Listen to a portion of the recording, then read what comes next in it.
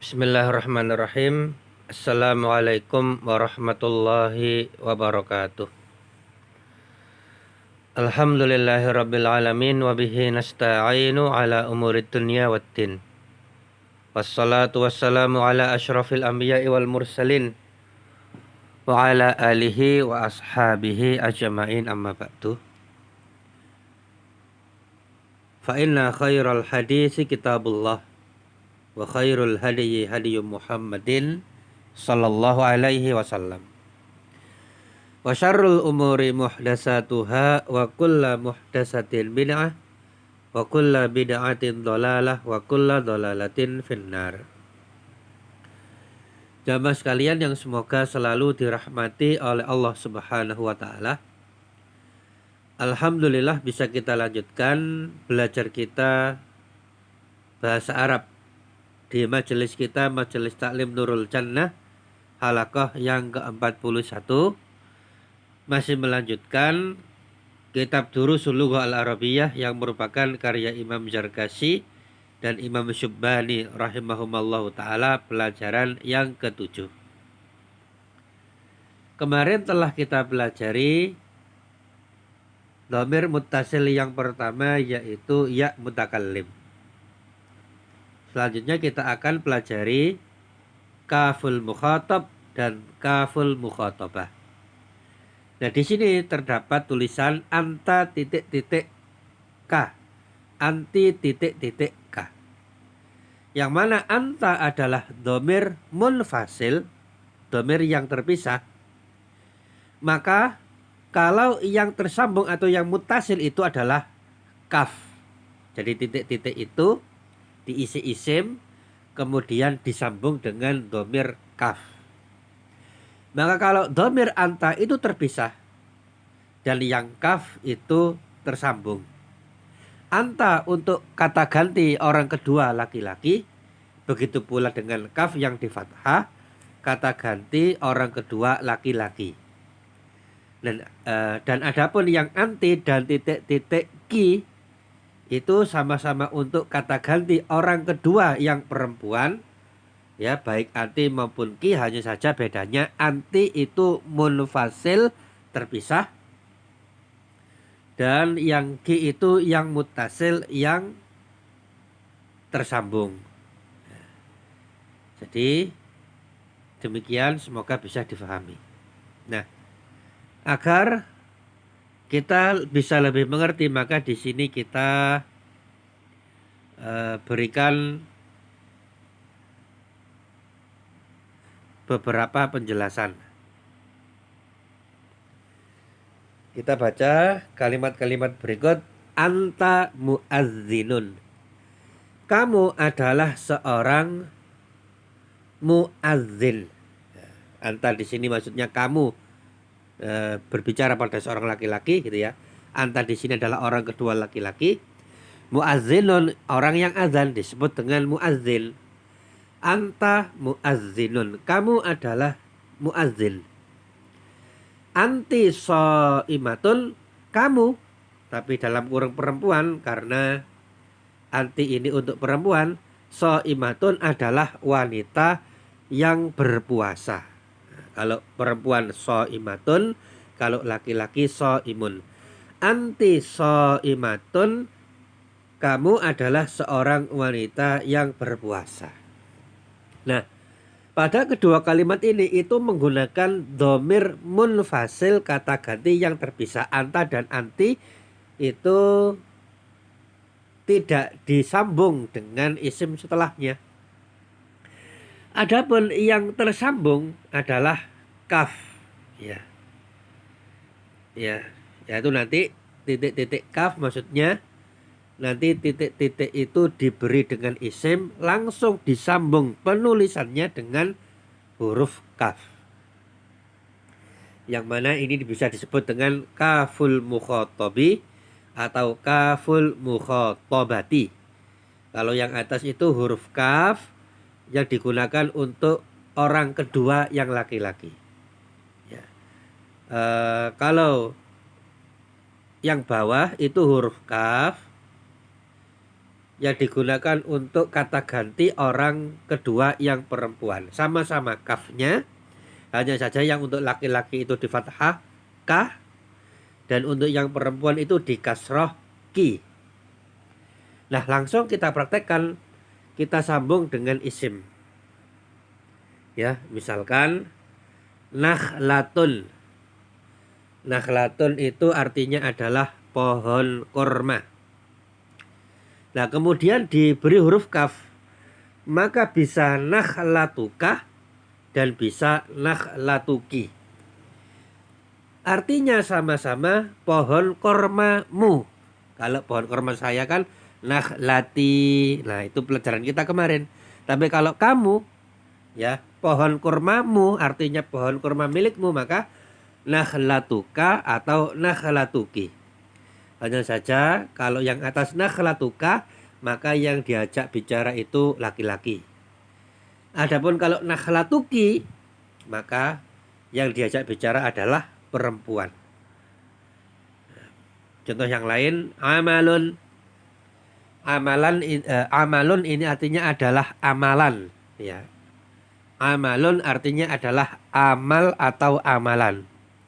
Maka kalau disambung dengan domir kaf, maka menjadi amaluka atau amaluki. Artinya sama-sama amalanmu. Hanya saja yang kaf itu untuk laki-laki, yang kaf di fathah ka itu untuk laki-laki, adapun kaf di kasroh ki itu untuk perempuan. Dan tambahan, apabila suatu isim yang berakhiran tak marbutoh seperti nakhlatun disambung dengan domir mutasil, maka huruf taknya berubah menjadi terbuka. Ya, kita lihat di sini nakhlatun diakhiri dengan, diakhiri dengan apa ini? Diakhiri dengan tak marbutoh. Ya. Adapun kalau ditambah kaf, maka dia berpindah posisi ke tengah, maka menjadi taknya terbuka, nakhlatuka atau nakhlatuki seperti di bawahnya.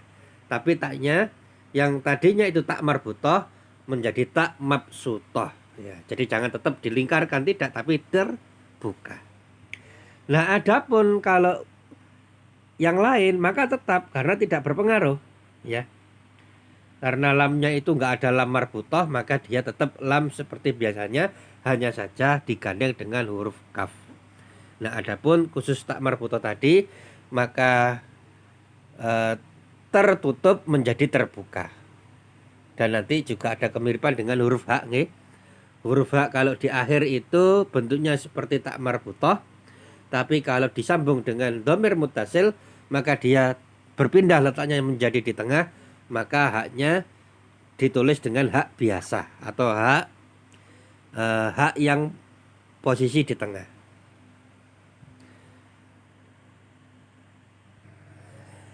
Karena penulisan huruf hak di akhir dan di tengah itu beda, dan juga penulisan huruf tak marbutoh ketika di akhir seperti itu, dan kalau di tengah maka berubah menjadi tak mabsutoh atau tak yang terbuka.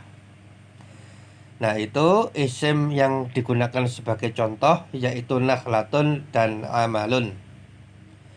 Nah, kemudian kita baca firman Allah Subhanahu wa ta'ala, yaitu pada surat Az-Zumar ayat yang ke-65. Allah Subhanahu wa ta'ala berfirman, wa laqad uhiya ilaika wa ilal ladzina min qablika la in asyrakta la yahbatanna amaluka wa la takunanna minal khasirin. Dan sesungguhnya telah diwahyukan kepadamu dan kepada nabi-nabi yang sebelummu, jika engkau mempersekutukan Tuhan, menyekutukan Allah Subhanahu wa ta'ala, maka niscaya akan hapuslah amalmu, dan tentulah kamu termasuk orang-orang yang merugi. Nah, maka ayat yang mulia ini menunjukkan kepada kita ya akan bahayanya dosa syirik. Yang mana kalau seseorang melakukan dosa syirik maka amalannya terhapus dan dia akan menjadi orang-orang yang merugi. Ya. Semoga kita dilindungi oleh Allah Subhanahu wa taala dan dijauhkan dari perbuatan syirik, perbuatan yang sangat besar dosanya dan menghapus amalan. Ya. Dosa syirik itu menghapus amalan. Nah, pada ayat yang mulia ini kita temukan kata amaluka. Ya, sebagaimana kita pelajari tadi, amaluka itu adalah dari kata amalun, itu amal, disambung dengan domir muttasil kaf. Amalun amal, amaluka amalmu.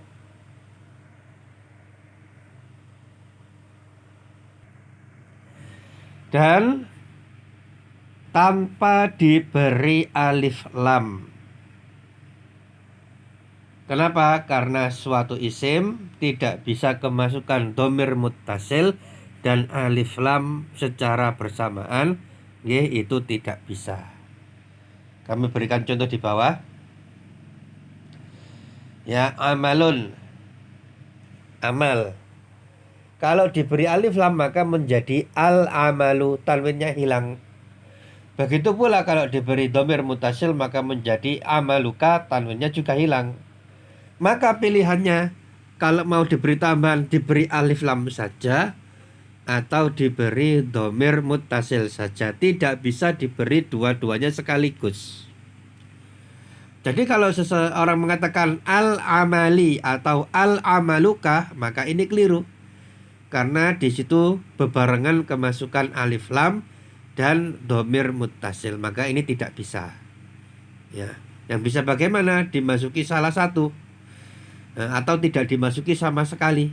Ya, misalkan amalun, kemudian ditambah alif lam menjadi al amalu dan ditambah domir muttasil, misalkan amaluka. Nah demikian.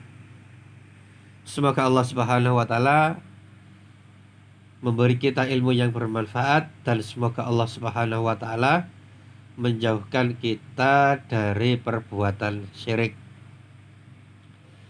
Nah, kemudian untuk halaqah kali ini akan kita berikan tugas sebagaimana biasa. Yang pertama, tulislah kalimat-kalimat yang dimaksud di atas, tulis dengan lengkap dengan harokat dan tanda bacanya. Yang kedua, bacalah kalimat-kalimat di atas, Arabnya saja tanpa diterjemahkan. Jadi menulisnya ya, dari anta muadzinun sampai selesai tadi, sebagaimana biasanya. Kemudian dibaca. Dan tugas yang terakhir, tugas yang ketiga, insya Allah nanti akan kita bagikan soal evaluasi halaqah 41, kita bagikan di grup dan sebagaimana biasa dikumpulkan di admin. Demikian yang dapat disampaikan. Kalau ada pertanyaan maka silahkan disampaikan di grup yang ada. Dan kalau ada benarnya dari apa yang disampaikan maka hal itu merupakan semata-mata anugerah dari Allah Subhanahu wa taala. Dan apabila ada kesalahan maka hal itu disebabkan karena kelalaian kami pribadi, mohon dimaafkan. Kita tutup. Subhanaka Allahumma wa bihamdika asyhadu an la ilaha illa anta astaghfiruka wa atubu ilaih. Wassalamualaikum warahmatullahi wabarakatuh.